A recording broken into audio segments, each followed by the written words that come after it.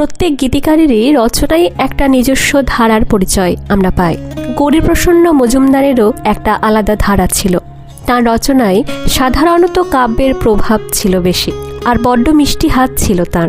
গৌরীপ্রসন্ন মজুমদারের অনেক লেখাই তাই কালজয়ী। তাঁর লেখা আরেকটা গান গেয়ে খুব আনন্দ পেয়েছিলেন সন্ধ্যা মুখোপাধ্যায়। জানি না ফোরাবে কবে এই পথ চাওয়া, সবার উপরে ছবির গান এটি। তিনি মারা যাওয়ার পরও তাঁর লেখা গান সন্ধ্যা মুখোপাধ্যায় গেয়েছেন নিতা সেনের সুরে। গৌরীপ্রসন্ন মজুমদারের গান আজ আসিতে তোমার কাছে যদি পাছে পায়ে বেঁধে কাটা, এই গানটি হয়তো শুনেছেন আপনারা সন্ধ্যা মুখোপাধ্যায়ের কণ্ঠে। এই গানটির অনবদ্য সুর অনুপম ঘটকের। গৌরীপ্রসন্ন মজুমদার ক্যান্সারে মারা যান। তার মতো এত বড় একজন গীতিকার বম্বের অতি সাধারণ এক হাসপাতালে প্রায় মাটিতে শুয়েই শেষের দিনগুলো এক দুঃসহ যন্ত্রণার মধ্যে দিয়ে কাটান। ভিখিরির মতো তার মৃত্যু কেন হবে এ ভাবতে পারা যায়। তাঁর তো রাজার মতো চলে যাওয়ার কথা।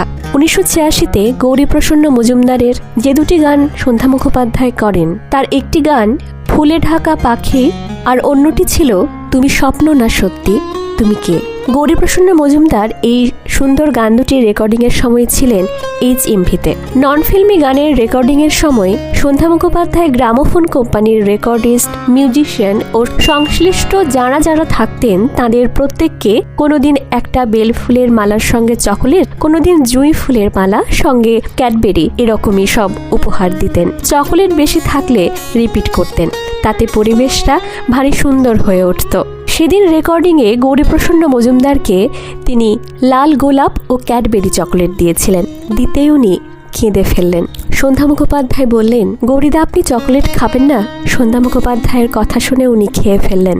রেকর্ডিংয়ের আগের দিন টেলিফোনে গানের কটা লাইন গৌরীপ্রসন্ন মজুমদার সন্ধ্যা মুখোপাধ্যায়কে বদলে দেন। রেকর্ডিংয়ের খানিকক্ষণ আগে উনি যথারীতি সন্ধ্যা মুখোপাধ্যায়কে বললেন, দিদিভাই ওই লাইনটা। তার উচ্চারণে মাঝে মাঝে একটু ডিডিভাই হয়ে যেত, ইচ্ছে করেই করতেন। সন্ধ্যা মুখোপাধ্যায়ও গৌরীপ্রসন্ন মজুমদারকে ডিডিভাই বলে খ্যাপাতেন। তিনি লিখেছেন, যাই হোক গানের লাইন শেষ মুহূর্তে আবার বদলানো হলো। গান শুনে গৌরীপ্রসন্ন মজুমদার ভীষণ খুশি হয়েছিলেন। সেই গৌরীপ্রসন্ন মজুমদারকে শেষ দেখা সন্ধ্যা মুখোপাধ্যায়ের। তারপর চিকিৎসার জন্য উনি বম্বে চলে গেলেন। বোধহয় 1 মাস বা 2 মাস পরেই গৌরীপ্রসন্ন মজুমদার মারা যান। নমস্কার, আমি মন্দিরা।